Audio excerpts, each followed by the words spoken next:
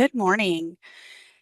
Thank you for joining us today. My name is Bethany Doherty, and I am a program coordinator for OneOp. It is my pleasure to welcome you to today's session on insights and best practices from the USDA summer meal programs. In case you are joining us for the first time, I would like to give a brief tour of our webinar platform so you can find your way around. Hopefully, you are currently able to view the slides we are sharing. If you are unable to see them or have any other difficulties, please email us at contact@oneop.org for tech support. We look forward to having you join us in the chat pod for conversation and questions. If you would like, please share in the chat pod where you are joining us from today. To embed the chat pod so you don't miss any links or conversation, simply place your cursor over the shared slides. You will then see a toolbar pop up across the bottom of your screen. From there, just click the chat bubble icon. When typing questions or comments, please be sure to select Everyone from the Response Options drop-down menu so that everyone can view them in the chat pod. My OneOp colleagues and I will be monitoring the chat pod and providing links to webinar resources. There will be time for questions in the middle and at the end of the webinar. Please share your questions in the chat pod and we will get to as many as we can during the Q&A breaks. Please note that the slides and resources are available for download on the event page for today's session. We will be covering continuing education information at the end of the webinar, so please stay tuned at the end if you are interested in continuing education credits or a certificate of attendance. Closed captioning is available for this webinar. You can turn on the subtitles via the Zoom toolbar. If you need to step away from today's webinar at any time, note that a recording will be available for review within 2 business days on the event page.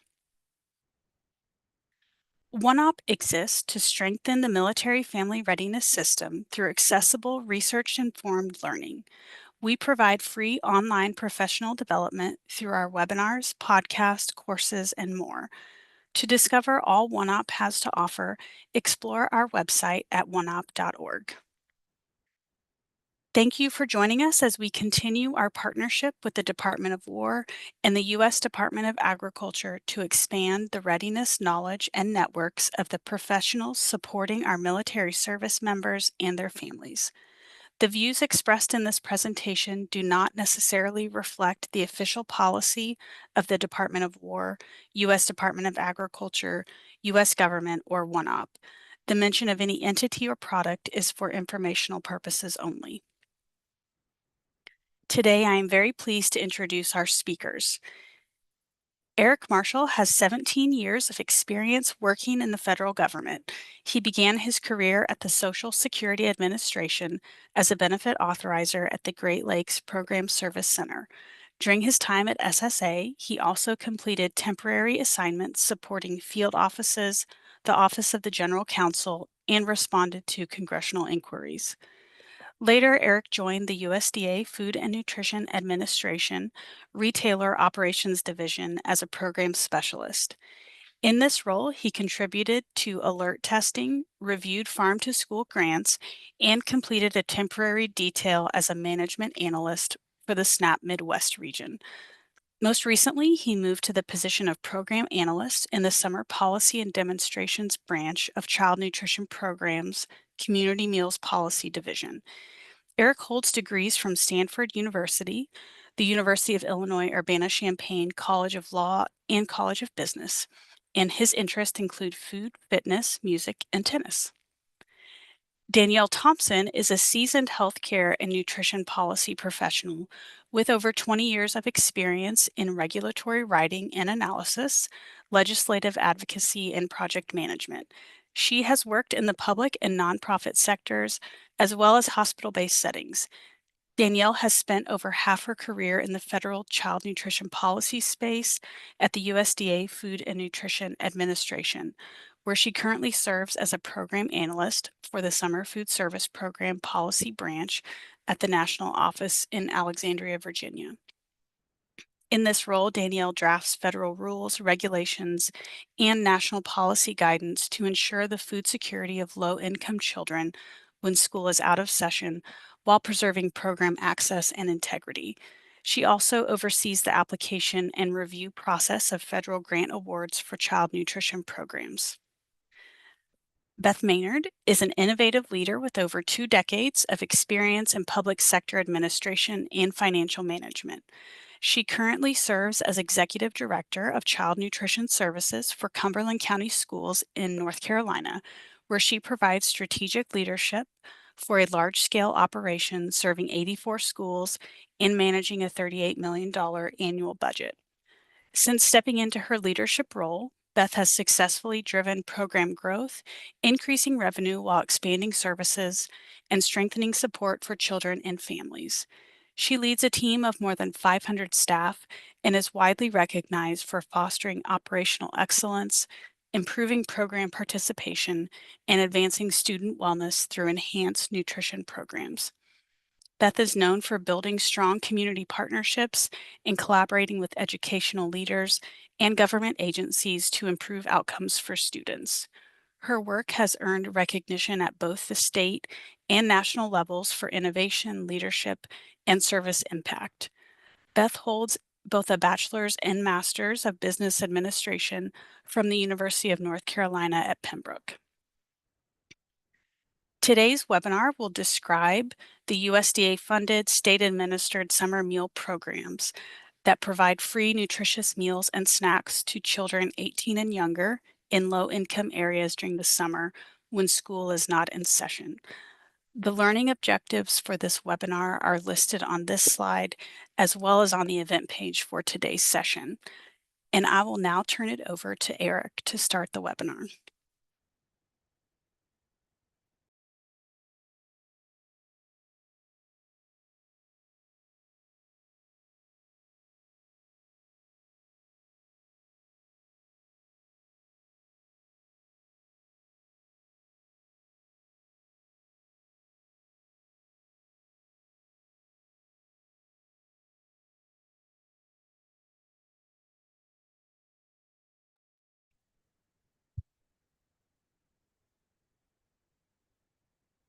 Eric, are you able to come off of mute?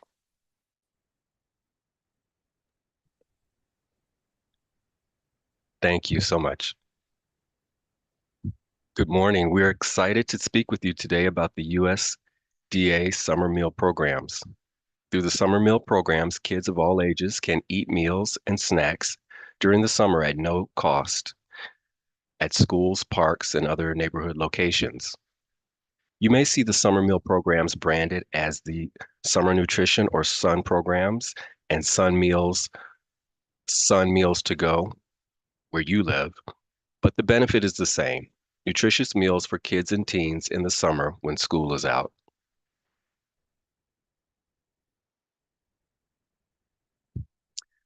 Now for a few brief disclosures. The presenters have no relevant financial or non-financial relationships to disclose relating to the content of this activity. The views expressed in this presentation are those of the authors and do not necessarily reflect the official policy or position of the Department of War nor the U.S. government, and commercial support was not received for this activity. Here we have the agenda for today's presentation. First, we will provide some background on the USDA Food and Nutrition Administration. Then we'll move on to an overview of the summer meal programs, including learning more about participant and site eligibility and meal service requirements. Since we have a lot of registered dietitians on the call, we want to spend a bit of time focusing on the meal pattern requirements and food components. Next, we would like to talk about successful summer meal programs. After we speak, you will have the opportunity to hear from Beth Maynard, Executive Director of Child Nutrition Services at Cumberland County Schools in North Carolina, who will talk about the summer meal programs so that you can see some best practices in action. Finally, we will show you some of the resources that FNA has to support summer program operators.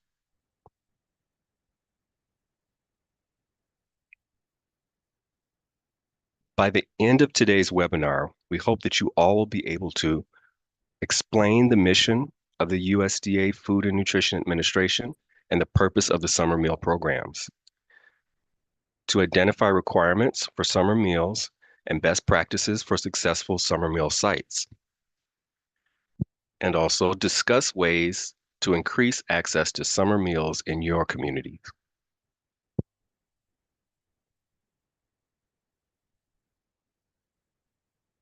Okay, so before we get into the technical stuff, let's have a brief question. And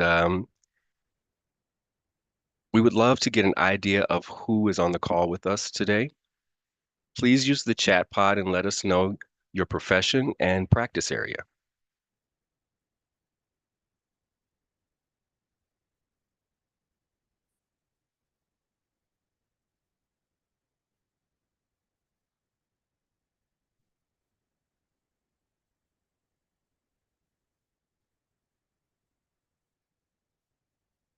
Okay,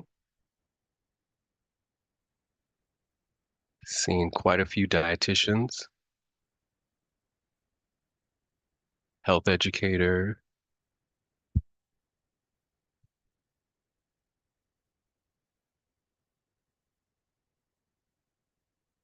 And that's awesome. It's really great to see such a wide variety of professionals and practice areas on the call. And so glad that you all could join us today.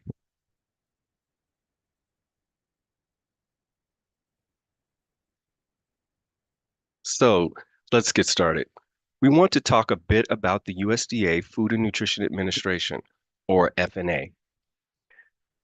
The mission of FNA is to increase food security and reduce hunger in partnership with cooperating organizations by providing children and low-income people access to food, a healthy diet, and nutrition education in a manner that supports American agriculture and inspires public confidence.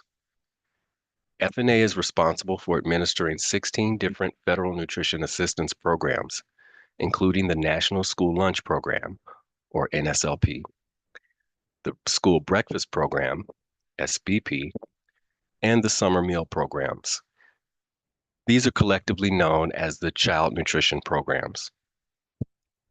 FNA also administers the Supplemental Nutrition Assistance Program, or SNAP, and the Special Supplemental Nutrition Program for Women, Infants, and Children, which is also known as WIC.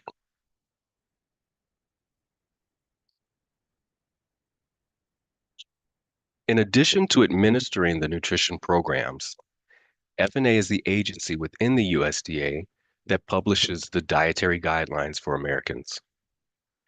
On January 7th of this year, the updated Dietary Guidelines for Americans, or DGAs, were published.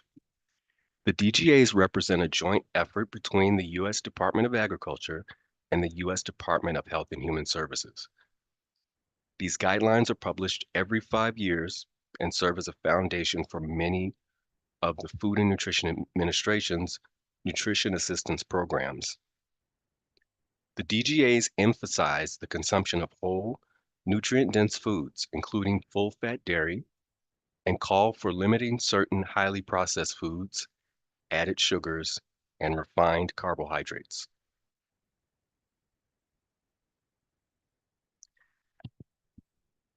This slide provides an overview of the recommendations provided in the dietary guidelines for 2025 through 2030.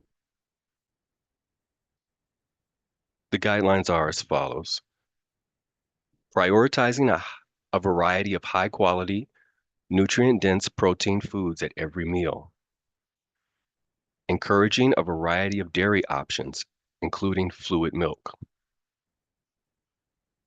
promoting the consumption of vegetables and fruits of all types throughout the day, incorporating healthy fats from whole foods, prioritizing fiber-rich whole grains while significantly reducing refined grains, especially those high in added sugars, and limiting certain highly processed foods, added sugars, and refined carbohydrates. Later in this presentation, we will talk more about the meals served in the summer meal programs. The nutritional standards for all child nutrition programs are informed by, and in many cases must align with, the most recent dietary guidelines. FNA is looking ahead to future rulemaking as it identifies potential updates to the nutritional standards for the child nutrition programs that align with these guidelines. We will talk more about what rulemaking is in a few minutes. Now I'd like to turn the presentation over to Danielle.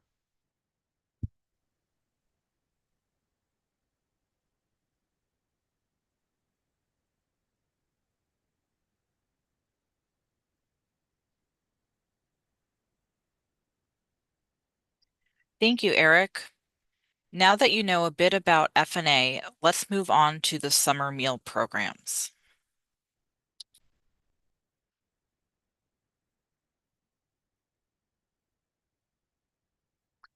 Okay, now we want to pick your brains a bit.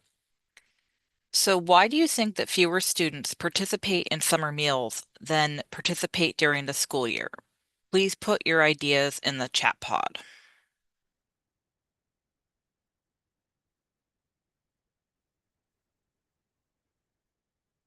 Access, lack of info about the program, transportation. We have some great ideas coming through. Accessibility is facilitated by being at school. A lot of people are saying access. The kids are not on site, parents are working and cannot get there. They may not be aware of the summer meals, cost, access, pricing, financial aid limitations on SNAP and WIC. Lots of reasons. You all did a great job answering that. Unfortunately, due to transportation challenges, lack of public awareness of the programs, and the fact that not every community has a summer site, there is much lower participation in the summer programs. In a bit, we will talk about a relatively new option in summer, non-congregate meals, which have made meals more accessible to many children in rural communities.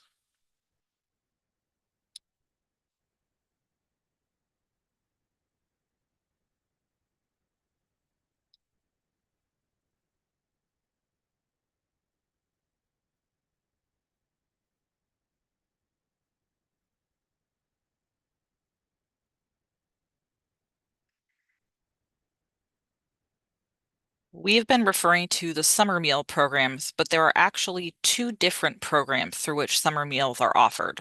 The distinctions don't matter to the children served, but matter in terms of who sponsors the sites and how they operate. Also, the per meal reimbursement is different between the two programs. The first program is a Summer Food Service Program, SFSP, which is available to school food authorities and community nonprofit organizations. A school food authority, SFA, is a governing body responsible for managing and operating nonprofit school meal programs in one or more schools, ensuring compliance with federal and state nutrition standards.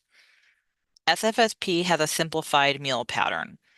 It is a seasonal program with a diverse set of potential operators and setups, and it receives a higher per meal reimbursement rate. The second program is a seamless summer option, SSO. Only school food authorities who participate in the National School Lunch Program or School Breakfast Program can operate the SSO. Schools operating the SSO provide a summer meal service under many of the same requirements as NSLP and SBP, including the meal pattern. They are reimbursed for these meals at the NSLP and SBP rates for free meals and snacks. It's basically like extending their school year operations throughout the summer. For some schools, that consistency is advantageous. However, SFAs can operate SFSP instead of SSO if they choose, and many do.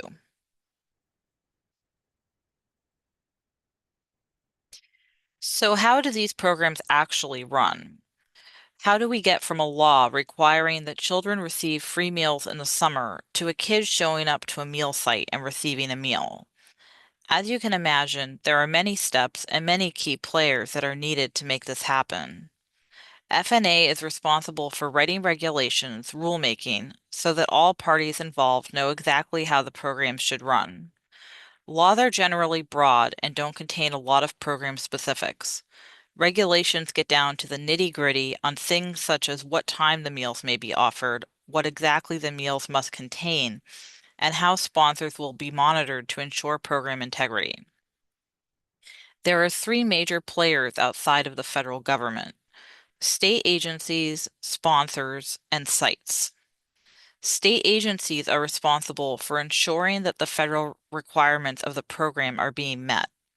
The state agency is the go-to contact for sponsors.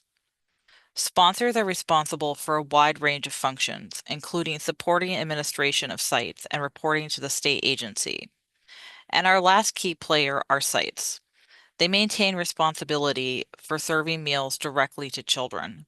Sites are also responsible for submitting accurate meal counts, maintaining food safety practices, and supervising any optional enrichment activities for participating children.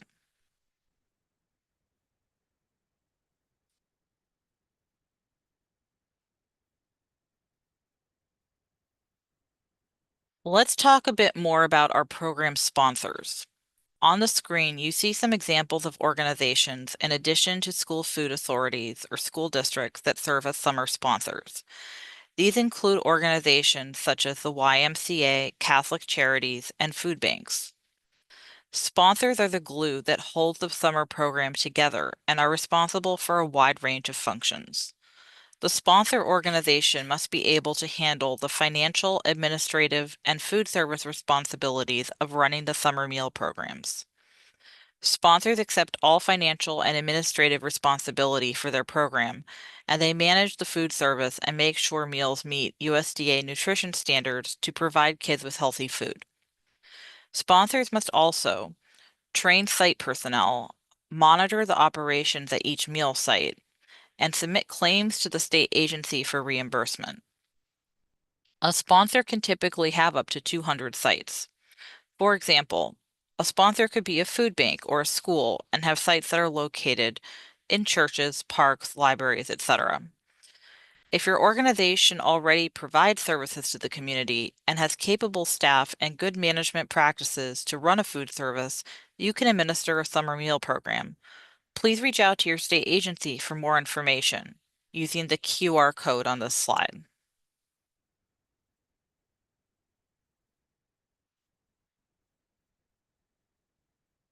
Oops. The definition of summer sites includes two kinds of sites, congregate and non-congregate, as we mentioned previously. Sites are the places where a child receives a program meal. A congregate site is a more traditional summer site, where kids come to sit and eat a meal together. Examples of meal sites include schools, libraries, YMCAs, and religious organizations. Some sponsors have mobile congregate sites, where a vehicle goes to several locations in the community, and the children sit and eat either on the vehicle or at the site. What makes this still a congregate site is that the students are eating their meals on site. Non-congregate meals may be offered from these same types of locations in rural areas, only in this case, participants and their parents or guardians pick up meals to take home. The location where the meals are picked up is considered the site. Meals may be picked up one day or multiple days. Some sponsors also offer home delivery of meals.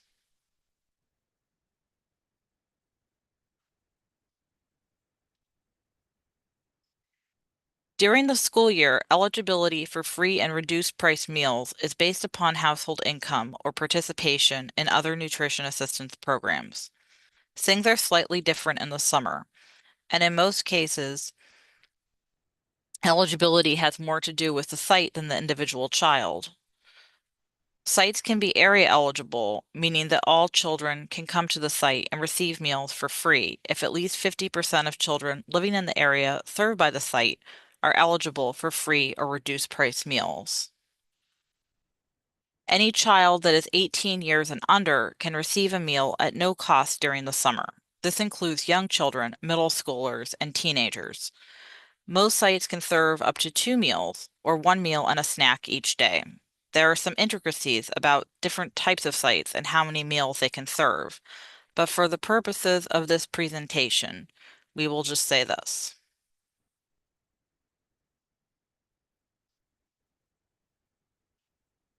The Summer Site Finder is a tool for finding summer meal sites in your area. You can enter your address and sites near you will populate. This map is updated each year with current information. Sponsors are required to notify the public about the availability of free summer meals, and many states have communications campaigns to share this information broadly. Another resource is the National Hunger Hotline, operated by Hunger Free America, which is a resource for individuals and families seeking information on how to obtain food and can direct to summer sites. If children are participating in summer activities, such as summer school or athletic activities, they may be able to receive meals at the sites where they are doing those activities. If these sites are not serving meals and want to become a meal site, they should reach out to their state agency, their local school district, or community organizations such as the YMCA or Boys and Girls Club.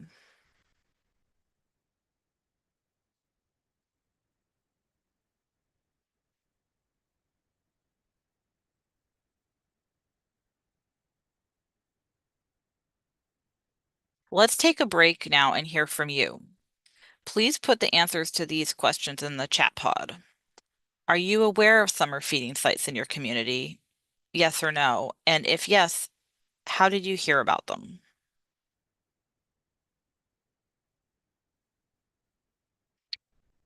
So I see a lot of people are saying no. Heard through a request to volunteer at a church. School district shares info. Some youth have mentioned them. A lot of people are saying no. Postage signs on school fence, that's a good one. School board, social media and contacts. Yes, you have identified many of the places that often host summer sites. Some other examples are schools, churches, public housing, camps, community centers, daycares, parks, playgrounds, public pools, and libraries, just to name a few.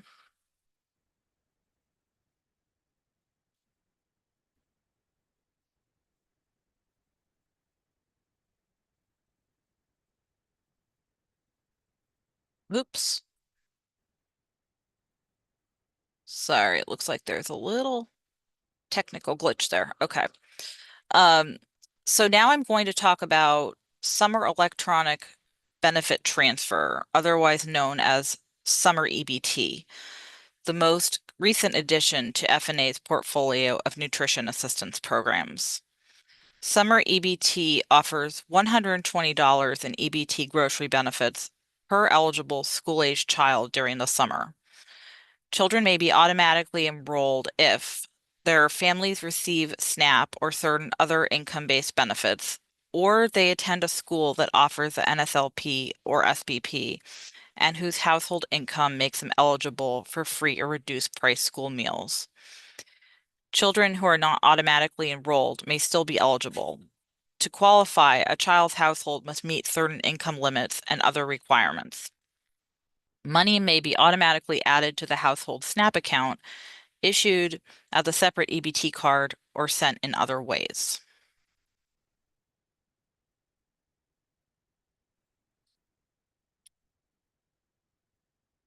Oops, I don't know why this keeps doing that.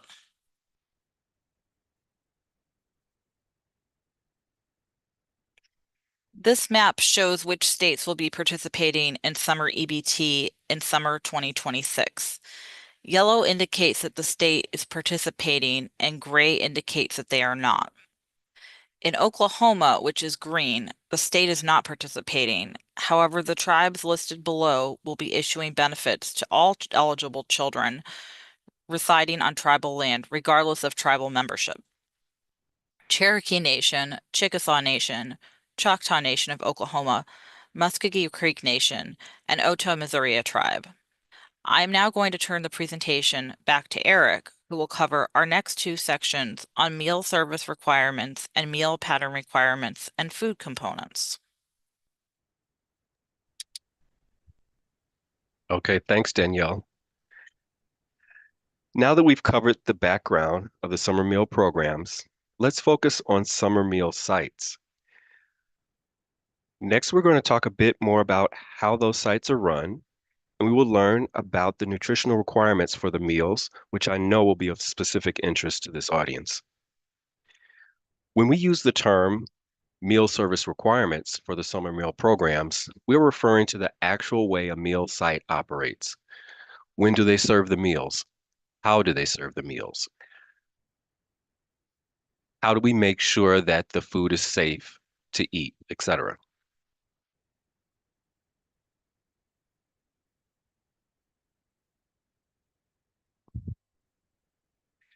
In order to participate, kids must know when to show up at a summer meal site to receive a meal. Therefore, sponsors must establish and publicize meal service times.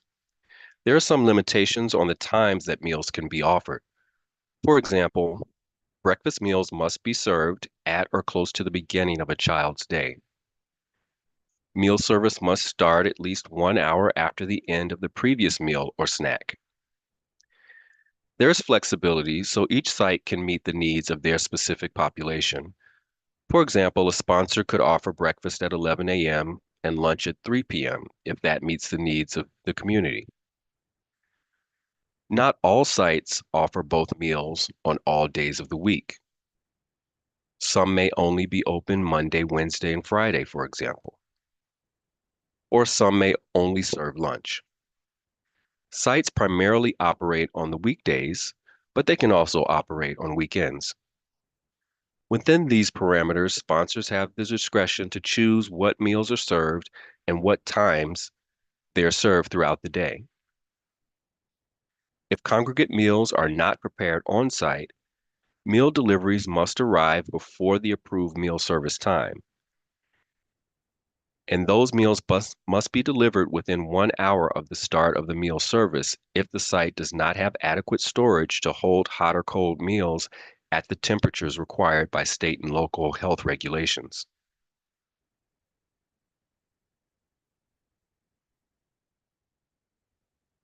At congregate sites, children receive one complete meal at a time. We refer to this as unitized. Some non-congregate sites offer meals in bulk with up to 10 days of food provided with state approval. These items could be partially unitized, meaning each meal packaged separately, or provided entirely in bulk. For example, a loaf of bread, a jar of peanut butter, and a large container of milk. There are many things for sponsors to consider when they use bulk meal service. First, food quality. How will the food hold up if multiple meals are being provided at one time and stored for later? Food safety. Sponsors should offer foods that are prepared or pre-washed and pre-cooked. Provide food safety instructions using pictures. Note, all sponsors, whether offering congregate or non-congregate meals, must meet applicable state and local health, safety, and sanitation standards. There are no federal health and safety standards when it comes to summer food meal service.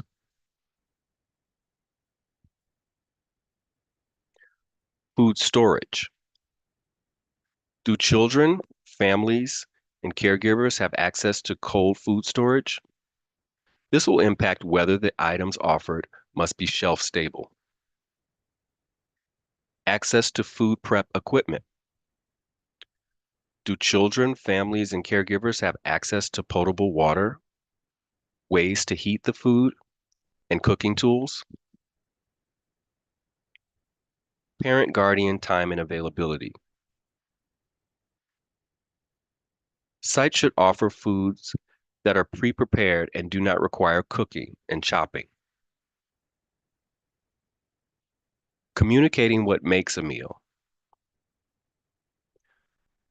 Providers need to be clear to the participant how to make meals out of bulk food components.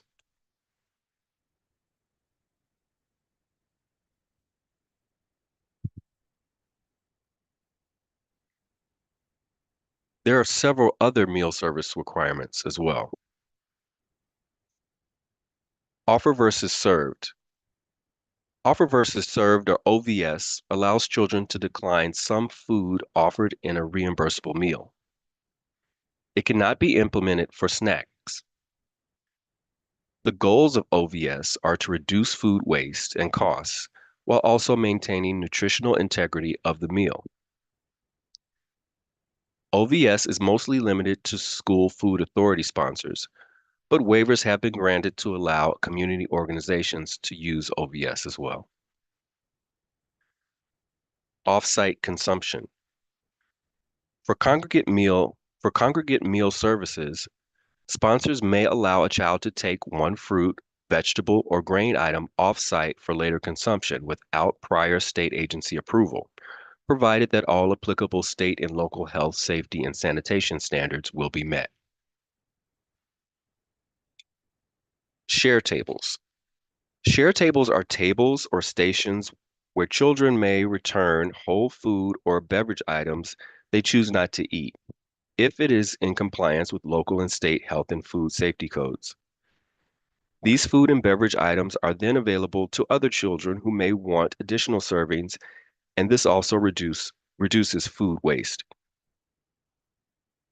Waivers.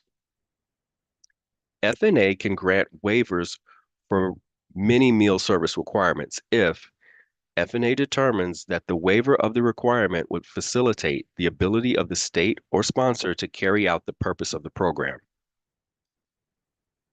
If the state or sponsor has provided notice and information to the public regarding the proposed waiver, and if the state or sponsor demonstrates to the satisfaction of the secretary that the waiver will not increase the overall cost of the program to the federal government. For example, sponsors may get a waiver to offer non-congregate meals during periods of extreme heat or poor air quality conditions if they have no indoor space where children can eat.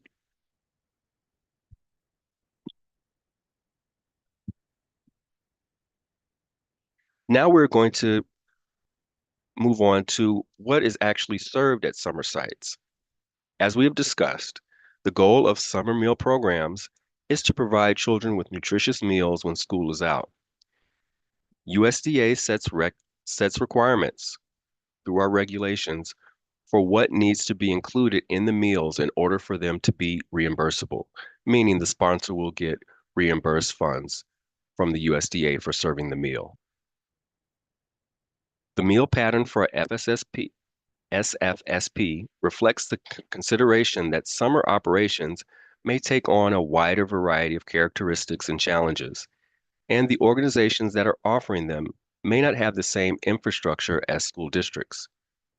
So, as we mentioned earlier, the meal pattern is more simplified for sponsors offering SFSP. Today, we only cover the meal pattern requirements for SFSP. The meal patterns for SSO are the same as for NSLP and SBP during the school year.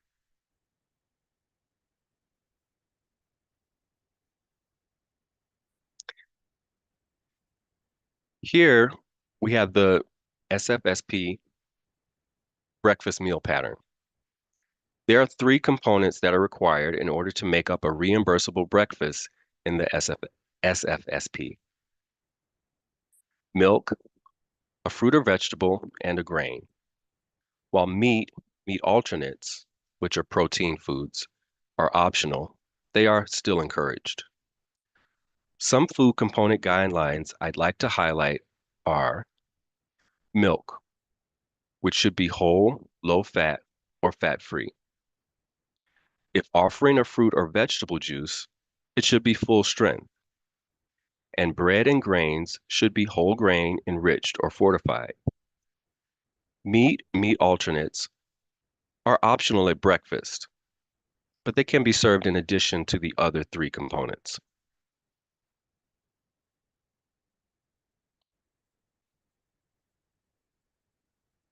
The lunch meal pattern has 4 components, which are required in order to make up a reimbursable lunch or supper. Milk, 2 fruits or vegetables, a grain, and a meat alternate. Here I'd like to highlight that milk should be whole, low fat, or fat-free. Again, if offering a fruit or vegetable juice, it should be full strength. Bread and grains should be whole grain, enriched, or fortified. And yogurt can be plain or flavored, sweetened or unsweetened.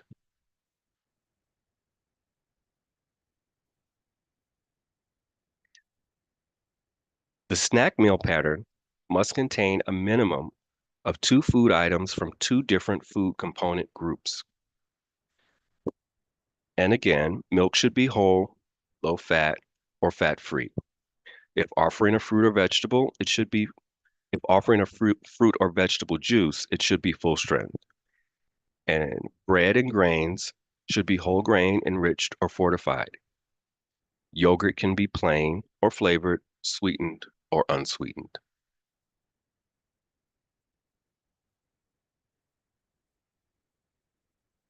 Sponsors are required to make reasonable modifications to accommodate children with disabilities on a case-by-case basis.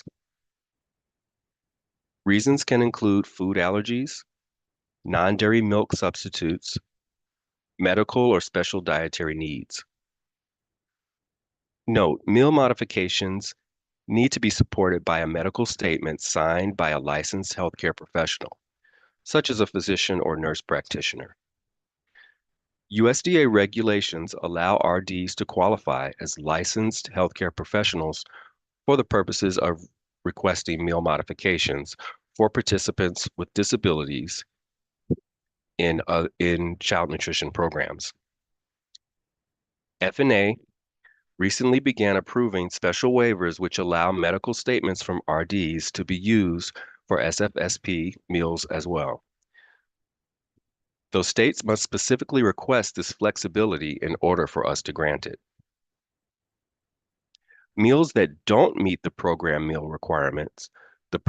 pattern requirements, are not eligible for reimbursement unless supported by a medical statement.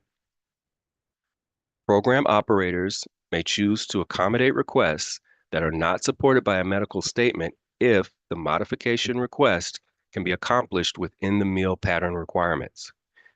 Then this meal would still be reimbursable. Now let's talk a bit about the different food components that are required. Of course, milk. Milk is a nutritious beverage that is served as a component of all summer meals. The serving size for milk is 1 cup, or 8 ounces. For milk, allowable food items are listed here.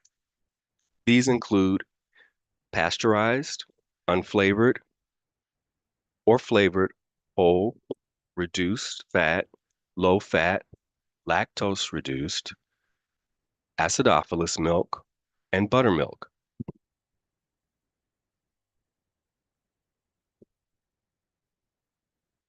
Another recent milestone in the child nutrition programs is the passage of the Whole Milk for Healthy Kids Act, or WMFHKA, of 2025.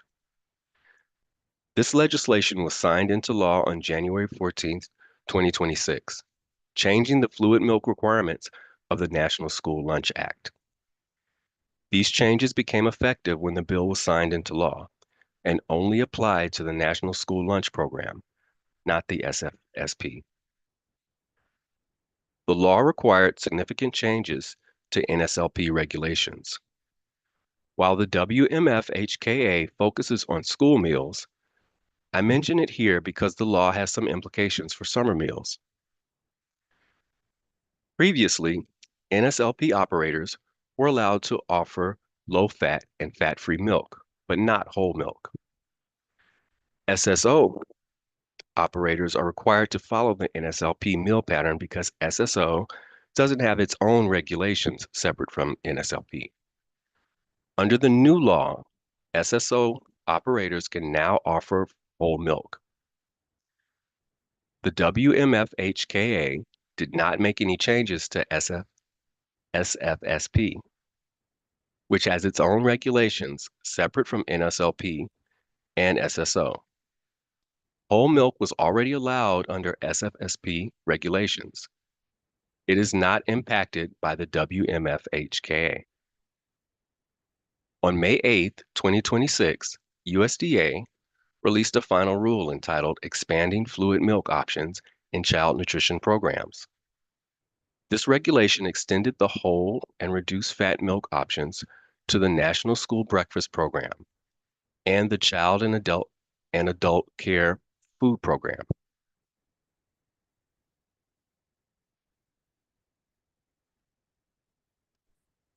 Regarding fruits and vegetables, the serving size for breakfast is 1/2 cup.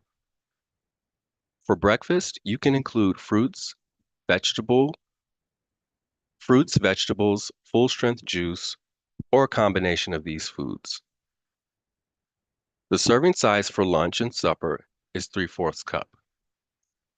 For lunch and supper, you must serve 2 or more types of vegetables or fruits, or a combination of both, and up to 1/2 serving can be met with full-strength juice. The serving size for a snack is 3/4 cup. For a snack, juice cannot be served when milk is served as the only other component. Offering 1 fruit and 1 vegetable only cannot credit as a reimbursable snack. The snack must include another food component. Juice can only credit towards the fruit or vegetable component at 1 meal or snack per day.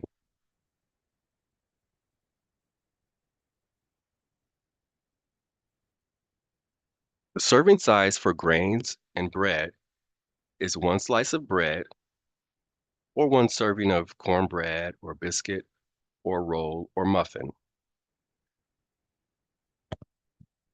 or 1/2 cup hot cooked cereal, or 3/4 cup cold dry cereal, or 1/2 cup pasta or noodle or grains. Allowable food items in the grains and breads component include whole, enriched, or fortified grains. This means that breads and grains must be made from whole grain or enriched meal or flour. Cereal must be whole grain or enriched or fortified. We encourage choosing whole grains and whole grain products when possible to help provide additional vitamins, minerals, and fiber.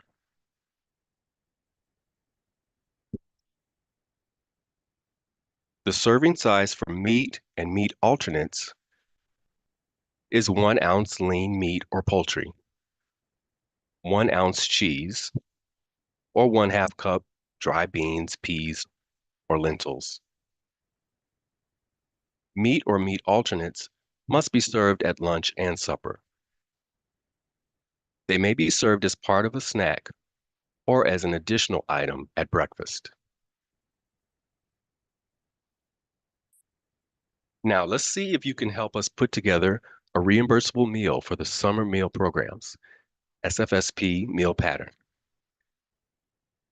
This is a breakfast meal. It contains 1/2 cup of whole milk, 1/2 cup of strawberries, and 1 hard-boiled egg. Is this a reimbursable meal? Please put your answer in the chat.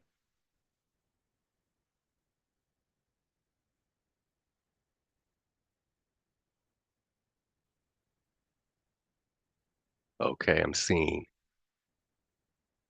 no, no, no. Lots of no's. And you are all correct. This is not a reimbursable meal. Meat and meat alternates are optional in the SFSP meal pattern. The meal must contain milk, a fruit and or vegetable, and a grain. If a sponsor wants to add an additional component, they can provide a meat alternate. There's one issue with this meal. They're only offering 1/2 cup of milk, and for breakfast, a full cup of milk is needed to make this reimbursable.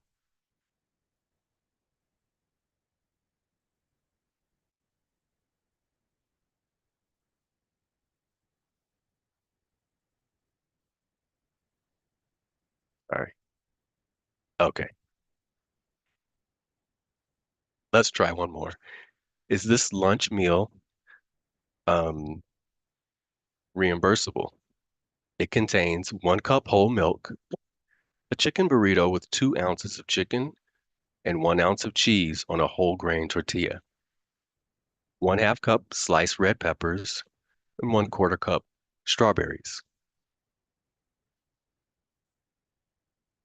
Okay, I see many answers in the chat pod. Seen all yeses. And of course, you guys are correct. This is reimbursable. Only 2 ounces of meat alternate are required for lunch, but sponsors may offer more than what is required. Now that you understand the basics of how summer meals operate, I'm going to turn this presentation back to Danielle, who will provide some examples of successful programs. Danielle's going to cover some guidance and resources that we hope will be helpful to you.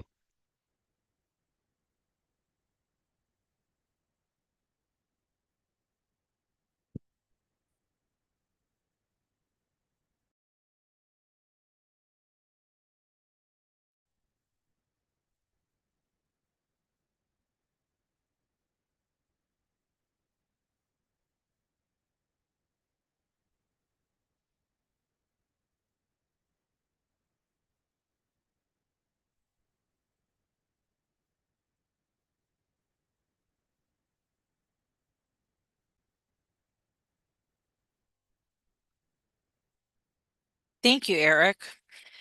It is one thing to offer summer meals, but the other half of success is enticing children to come to the site and consume the nutritious foods that are offered.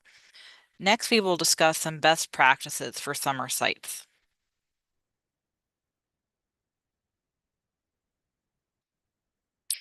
This slide features some best practices that have resulted in successful outcomes for summer meal programs. Hosting events, especially kickoff events, is an ideal opportunity to engage with sponsors, partners, families, and the community. Planning additional events throughout the summer energizes participants and showcases the great work communities are doing to provide summer meals to children. The best times to host a kickoff event are at the beginning of June during National Summer Kickoff Week, right after the academic school year, a week before your program begins, or on the first day of your program. Ideas for venues include community centers, public libraries, municipal parks, and meal service sites. Partner engagement is key to the success of any event. Offering intergenerational meals to connect senior nutrition with summer meals is a great way to demonstrate how much we value the increasingly important roles that older adults play in the lives of many children. Engaging older adults in summer meal programs creates opportunities to improve health and nutrition, prevent isolation of older adults, and develop children's social and leadership skills. Note that adult meals are not reimbursable under the summer meal programs. Planning nutrition education activities engages children and their families in healthy eating and physical activity. By combining nutritious meals with nutrition education, your summer meal site can offer fun activities, create opportunities to engage the community, and help children develop lifelong healthy eating habits. USDA has activity guides, infographics, and print materials to help you get started. More information is available on USDA's Team Nutrition page, which we will discuss a bit later. And let's not forget about engaging in school outreach. Local schools and teachers are awesome partners for distributing information on summer meals. Through them, you can directly inform the children that our programs are intended to reach. Consider reaching teens by offering open sessions, talent shows, summer playlists, and summer public service announcements and videos. You can involve teens in a variety of program activities, including meal services, volunteer recruitment, site activities, and cleanup. Addressing transportation challenges through mobile meal sites can increase access. For example, some sponsors may have a bus that stops at 2 to 3 sites in the community for a period of time so that children can get their meals and eat them on site. Sponsors may also work closely with their local departments of transportation to ensure that sites are located close to public transit stops. Here are some additional strategies to increase participation at summer meal sites. First, connect with community leaders. School superintendents, local legislators, and other trusted community leaders can help sponsors determine the areas of greatest need and raise awareness about new sites in their communities. These leaders can offer tips on creating localized, culturally appropriate marketing material to promote the program. Second, expand partnerships. Sponsors can collaborate with local partners, such as faith-based organizations and libraries, to increase participation.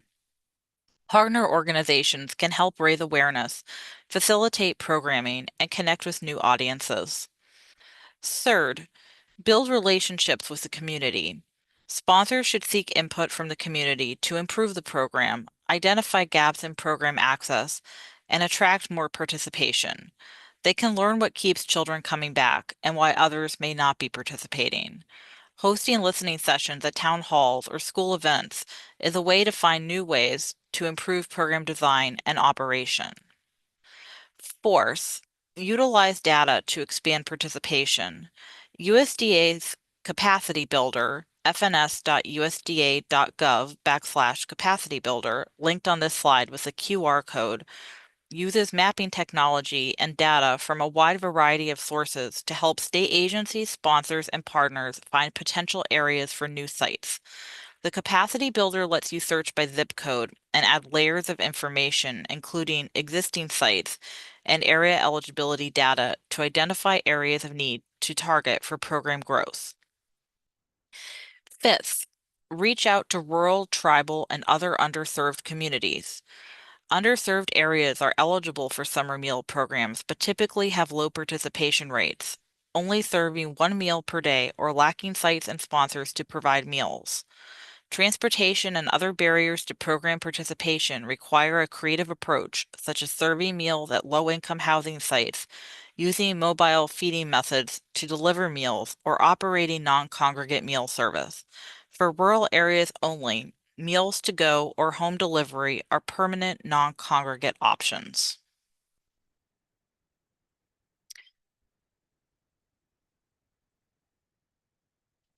The Turn Up the Beat or Tub Awards recognize summer sponsors that go above and beyond in their effort to serve nutritious, high-quality meals and provide nutrition education opportunities for children.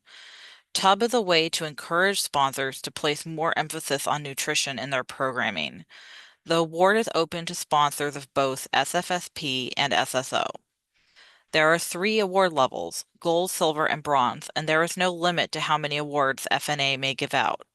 Depending on the award level, sponsors will receive certificates. There is no monetary award associated with this recognition, but winners will receive a lovely official certificate and copious bragging rights. This QR code on the bottom of the slide provides easy access to the Tub webpage.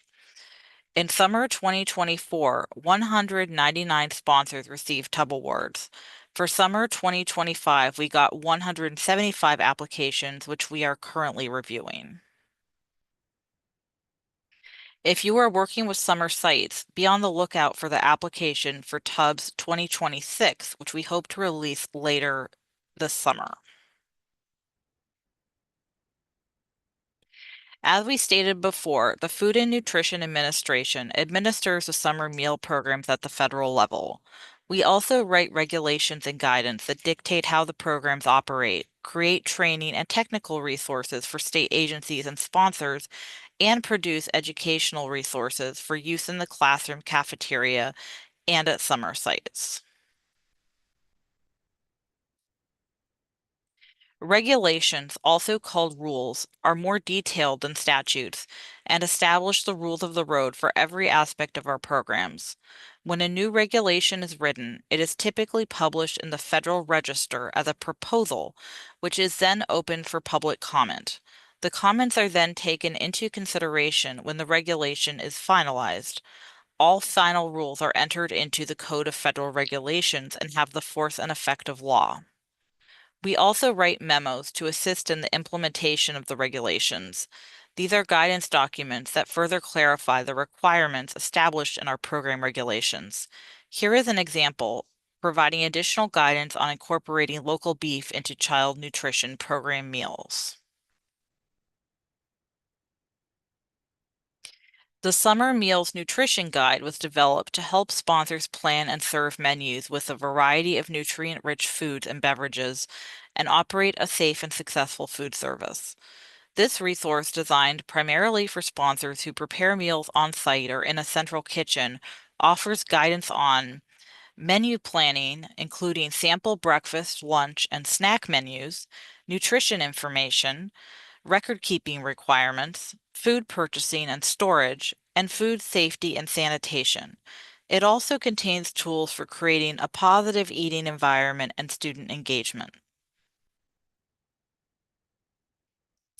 We also have our Summer Food Summer Moves Kit, which is a fun, hands-on resource kit designed to get children and families excited about healthy eating and physical activity during the summer months. This kit includes an operator's activity guide, 7 posters, 6 promotional flyers, an activity placemat, and 6 activity guides for families. The operator's activity guide is shown on this slide. This guide helps operators implement enrichment activities related to nutrition, education, and physical activity at their sites.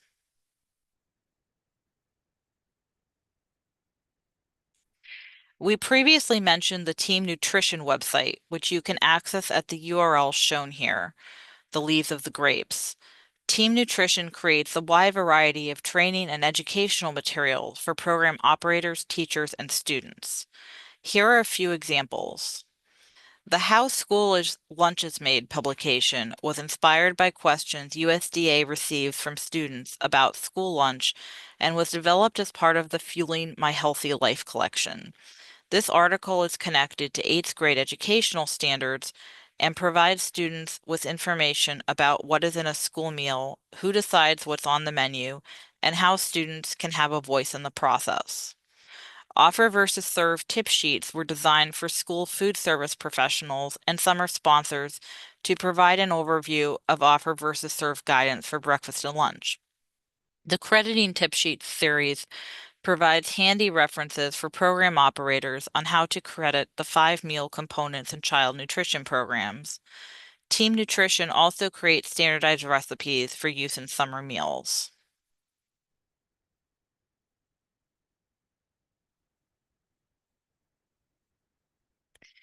Another great place to look for summer resources is through the Patrick Leahy Farm to School program. Summer is the perfect time to highlight locally grown and raised products.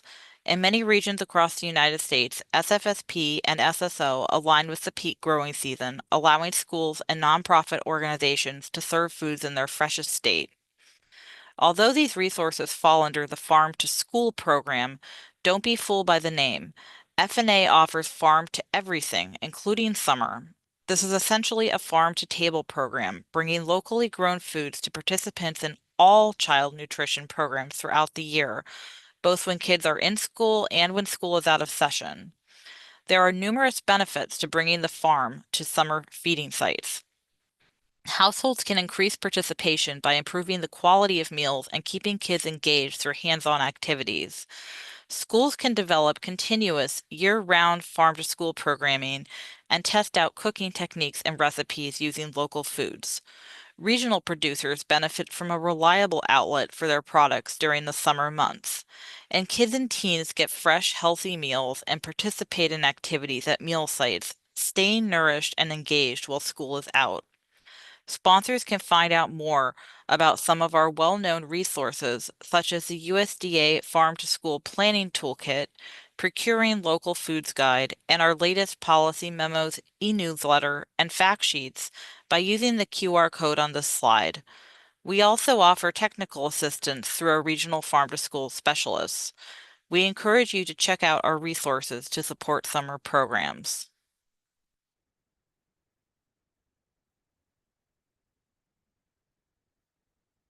Thank you so much for participating with us.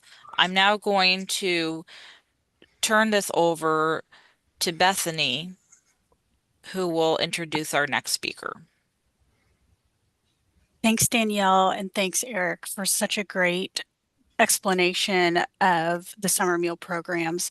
For the sake of time, I'm going to skip our question break for now so that we can get to Beth's section on this summer nutrition program at Cumberland County Schools. So Beth, I'll let you take it from here. Thank you, Bethany. I am pleased to be a part of today's session and share a little bit about the Cumberland County Schools Summer Meals Program. Let's start with a little bit about who we are. We are the public school system located in Fayetteville, North Carolina. We are the proud home to Fort Bragg Military Base.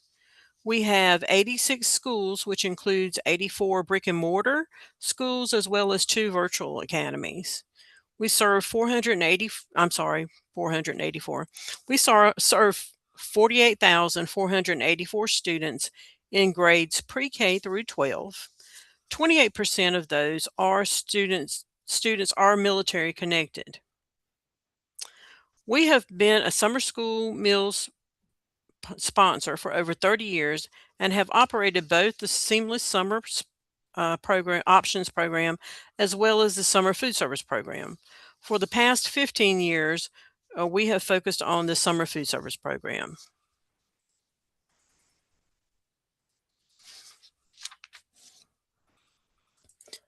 I'm sorry, Amy, do I have control of the slides? Yes, you do. They are not advancing for me. Would you please? Thank you. I have no disclosures to share with the group at this time. Each year, we approach our summer meals program as a 2-phase process, the first being design and the second being operations. As we think about the next summer and designing our program, we start with defining our objectives. What do we want to accomplish in the next summer program? Are we seeking to expand the program in any way? Did we identify unmet needs in the community, populations of students that were not served, or inefficiencies that we can improve upon? We collaborate as a team on how to achieve our objectives for the upcoming summer. We establish a calendar of tasks that need to be completed with deadlines for each task. There are a lot of nuances to operating a program, so the calendar and deadlines help ensure we are completing tasks in a timely manner and details are in place for our program start date. We determine what type of sites we will operate and their locations. Then we must obtain our permissions and approvals on site selections if necessary. We then proceed with staffing and developing our menus.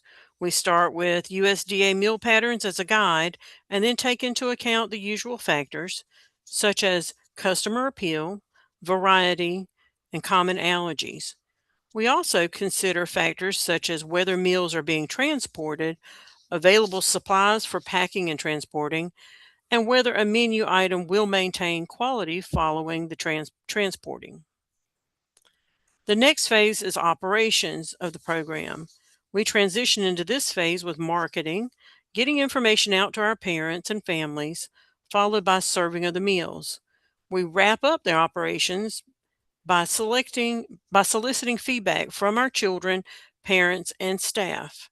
We document what worked well, what did not, while the information is fresh, and this helps us to improve the program for the following year. Next slide.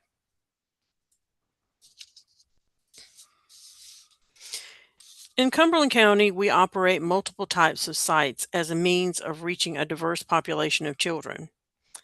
Our county is a mix of urban and rural areas, so we operate congregate and non-congregate sites in an effort to serve children in all areas of the county. We use designated schools as cafeterias to serve as open congregate sites. We use vans and a converted school bus to distribute meals at locations we refer to as mobile sites. Each vehicle follows specific routes, making multiple stops in public locations for 20 minutes each at the same time each day. Each of these stops serves as an open congregate site. Our non-congregate program launched last summer. We chose a home delivery model, delivering multiple day meal bundles to eligible children in the rural portions of the county. Next slide. We consider locations of the sites a major factor to the success of our summer meal program. So let's look at what considerations contribute to selecting good locations for summer meal sites. Per the program regulations, we must consider if a location is area eligible for the SFSP program, meaning at least 50% of the children qualify for free and reduced meals. Next, we look for locations where seating is available for children to consume their meals on site as required for open congregate sites. That can be the school dining room, a recreation center multi-purpose room, outdoor picnic tables, or park benches. As we consider accessibility as a factor for determining a site. Is the site easy for children and families to access? There are multiple layers to this question. Next slide. To determine accessibility, we look at the proximity of a location to the children who need the program. In other words, is the site located near densely populated low-income housing? This tells us if there is a population of low-income children near the site that may need the benefits of the program. Are there sidewalks and crosswalks so children can walk safely to the site? Is the serving area easily visible and recognizable so that children and families can locate the program easily? When we look at our schools as potential sites, we prefer schools that the cafeteria is near the front of the building rather than the back of the building with long hallways to access the dining room. The factors I have mentioned relate to all open congregate sites, but there are additional considerations for mobile sites. Next slide. Safety concerns are a primary factor when considering locations to serve as mobile sites. When evaluating mobile sites, we consider whether the location has enough space for us to park our vehicle and surrounding space for meal distribution. We want the children to be able to safely approach the vehicle and wait in line for their meals while avoiding standing in the parking lot traffic pattern. We also place an emphasis on being very recognizable for our children and parents. We want them to know we are who we are and we are safe to approach. Our vehicles include graphic wraps that tell the community we are with the school system in the business of serving children. Our staff are uniformed. We use sandwich boards to provide information about the program, the menu, and additional information as needed. All of this visual information conveys to the public that we are legitimate professionals and safe for their children. Finally, weather considerations are very important for mobile sites. Is shade available during heat waves? Is shelter available during precipitation? The answers do not dictate whether the location can be a mobile site, but considerations when making site selections. Next slide. The guidelines for a non-congregate program limit its use to rural areas only, so that is our starting point when considering locations to operate a non-congregate site. There are additional layers of criteria based on the service format being implemented. Format options include ready-to-eat meals, multi-day meal bundles, and bulk foods. Our district elected to offer multi-day meal bundles delivered to the children's homes. The non-congregate option is still fairly new, and the guidelines vary from the open congregate sites. So it is important to get very familiar with those guidelines and then design a program around the community's needs and the sponsor's resources and capabilities. Next slide, please. As I mentioned, we chose the home delivery of multi-day meal bundles because we know we have food insecure children in remote areas of our county who depend on the stability of school meals, and otherwise would not be able to participate in the summer meal program due either to being too far from a meal site or lack of transportation. We have the resources of our school social workers to help us identify these children. We have a vehicle available for delivery and a means of separating our open congregate program from our non-congregate program. We operate a different delivery route each day of the week to increase efficiencies and serve more children. Next slide, please.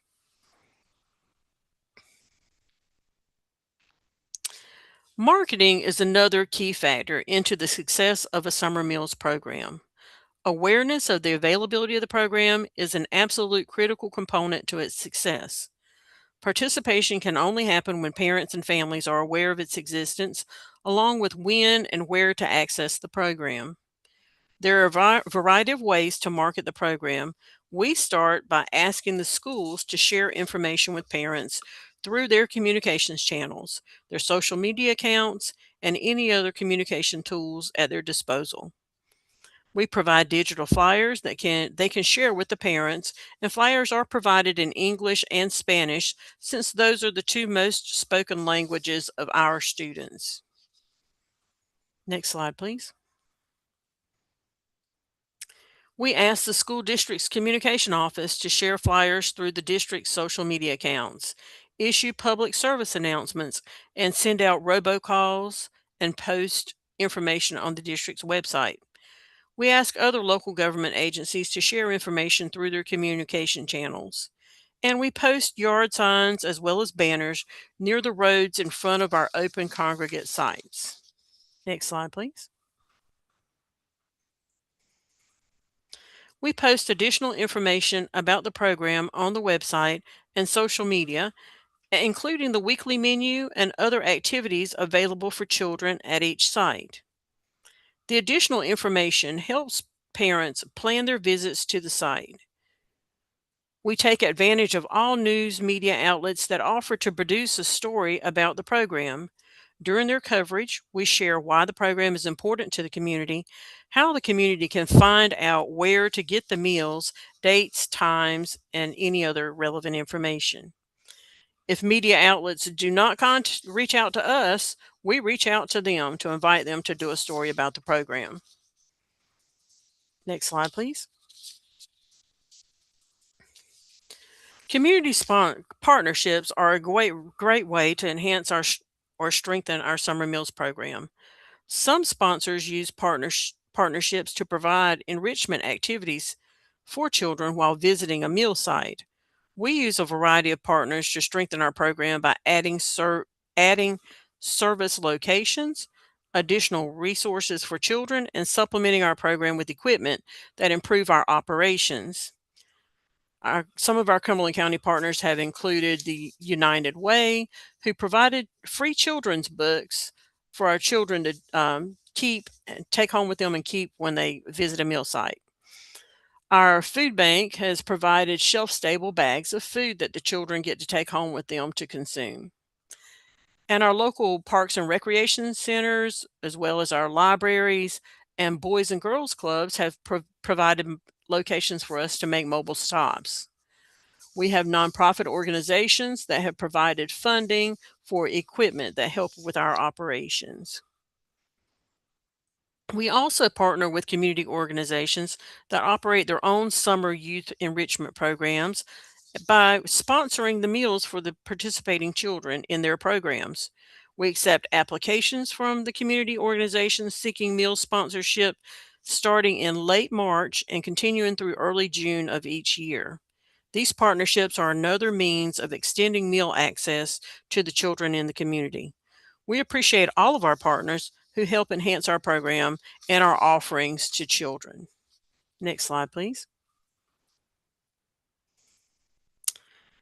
Creativity, that's a key component to a successful program.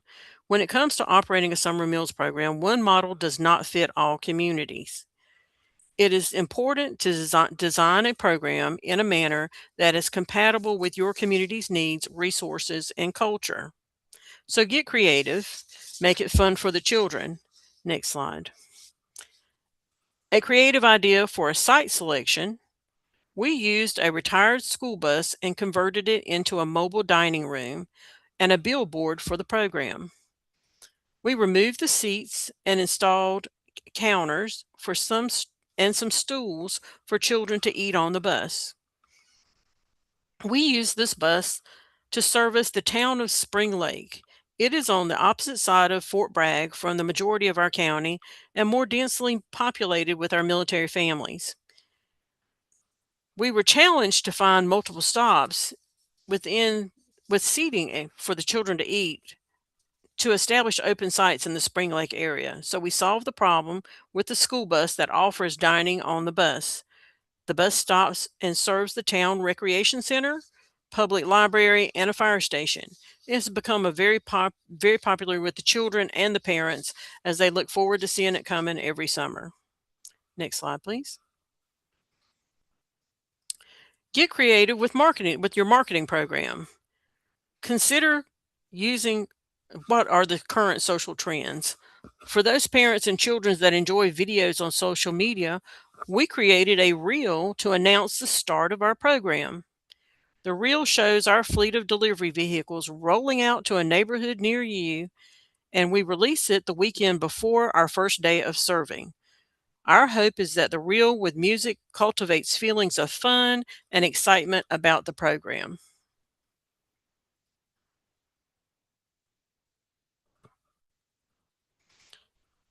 We're having a little technical difficulty with getting the reel up.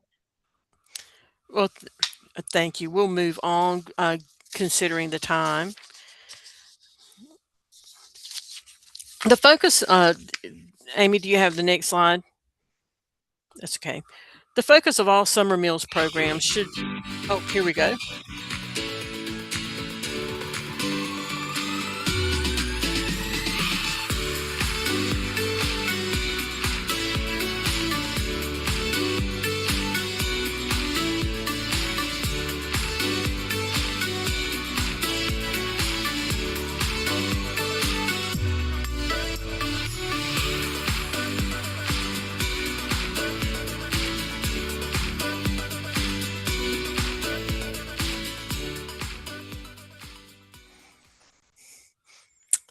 Thank you, Amy.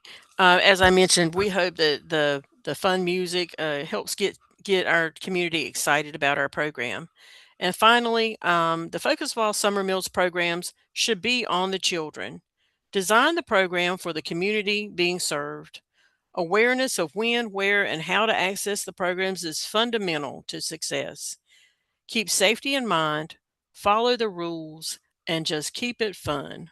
Thank you for this opportunity to speak to you. Thank you, Beth, for sharing about your program, and especially for that video. It was really neat to see the way you revamped that school bus to deliver meals. We have a couple of minutes for questions. There is one that came in earlier, but I invite other people to post their questions in the chat. The first question is probably more for the USDA team, but it notes that transportation is a huge part of access, but also that gas prices are high and parents may be trying to stretch gas prices. So the person was asking, how do we get more distribution locations at rural locations?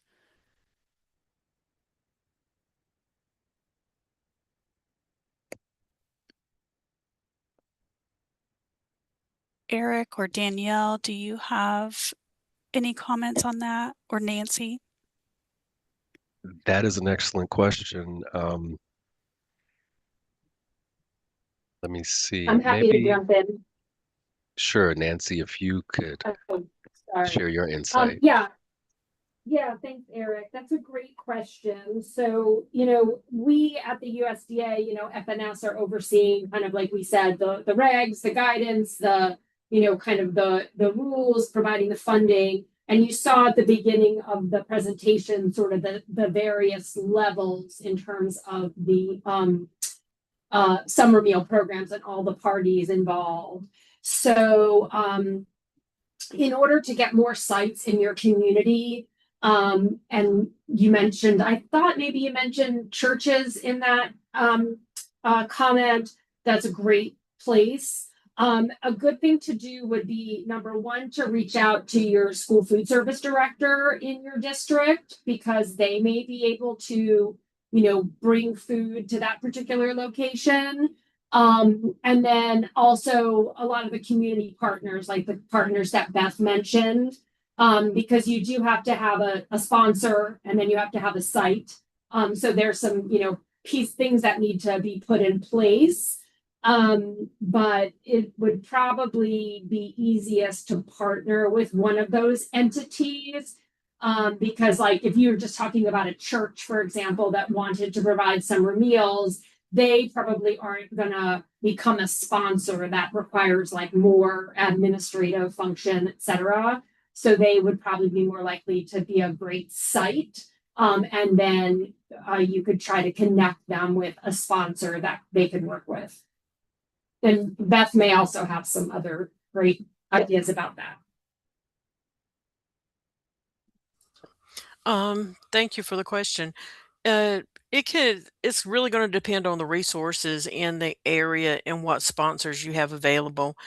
I know for years we've tried to serve a rural area of our county and had little to more likely no participation. It was rare we had participation at that location. But then with the non-congregate program that the USDA has recently made permanent, that's given us new options that now we're able to reach children in those areas that need it. And in reflection, we realized that transportation became a problem for getting to the site that we were serving as an open congregate site, as well as the socioeconomic status of that community shifted. So the children that could access it didn't need it, and the children that needed it could not access it. So you have to identify the challenges and then try to marry the resources. Thank you, Beth and Nancy, for responding to that question. For the sake of time, I'm going to get into the directions for people to obtain their continuing education certificates, but I do invite the speakers to engage in the chat pod if they see any other questions that they could respond to via chat.